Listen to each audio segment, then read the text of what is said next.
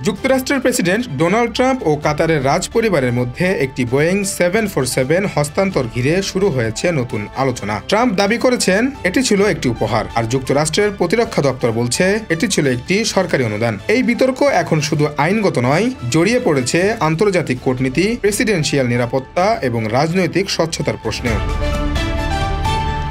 মে মাসের প্রথম দিকে ট্রাম্প তার নিজস্ব সামাজিক যোগাযোগ মাধ্যম ট্রুথ সোশ্যালে লেখেন, কাতার রাজপরিবার তাকে একটি বিলাসবহুল বোয়িং 747 উপহার দিয়েছে। বিমানটির মূল্য আনুমানিক 400 মিলিয়ন মার্কিন ডলার।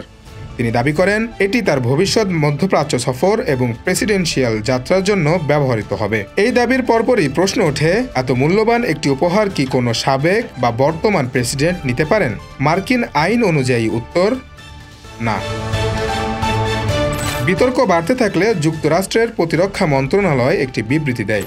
বলা হয়, প্রতিরক্ষামন্ত্রী পিট হেগসেথ আনুষ্ঠানিকভাবে বিমানটি গ্রহণ করেছেন। তবে এটি ট্রাম্পের ব্যক্তিগত মালিকানায় নয়, বরং মার্কিন বিমান বাহিনীর মাধ্যমে রাষ্ট্রীয়ভাবে ব্যবহৃত হবে। পেন্টাগনের মুখপাত্র শন পার্নেল বলেন, সব নিয়মকানুন মেনেই বোয়িং 747 বিমানটি কাতার থেকে গ্রহণ করা হয়েছে। এখন এটি প্রেসিডেন্টের জন্য উপযুক্ত করে তুলতে প্রতিরক্ষা বিভাগ কাজ করছে। তবে বিমানটি আদৌ বিনামূল্যে দেওয়া হয়েছে নাকি এর পেছনে অর্থ লেনদেন রয়েছে সে বিষয়ে কোনো পক্ষই বিস্তারিত বলেনি। কাতারের প্রধানমন্ত্রী আব্দুল আজিজ আল থানি এক সাক্ষাৎকারে জানান, এই উড়োজাহাজ সংক্রান্ত বিষয়টি কাতার ও যুক্তরাষ্ট্রের প্রতিরক্ষা মন্ত্রণালয়ের মধ্যে একটি সরকারি চুক্তির অংশ।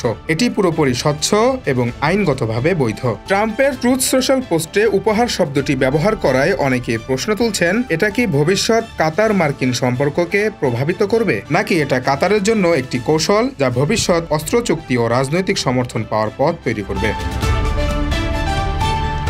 কাতার ও যুক্তরাষ্ট্রের মধ্যে বহু বছর ধরে সামাজিক ও কৌশলগত সম্পর্ক রয়েছে। দোহায় অবস্থিত আল উদাইদ ঘাঁটি হচ্ছে যুক্তরাষ্ট্রের সবচেয়ে বড় বৈদেশিক সামরিক ঘাঁটি। বিশেষজ্ঞরা বলছেন, এই উপহার কাতারের জন্য রাজনৈতিক বিনিময়ের একটি সুযোগ হতে পারে। এই বিতর্ক হয়তো আইনি কাঠামোর মধ্যে সীমাবদ্ধ, কিন্তু ভবিষ্যতে এটি হতে পারে একটি দৃষ্টান্ত কিভাবে একটি উড়োজাহাজ আন্তর্জাতিক রাজনীতির বিমূর্ত প্রতীক হয়ে উঠতে পারে।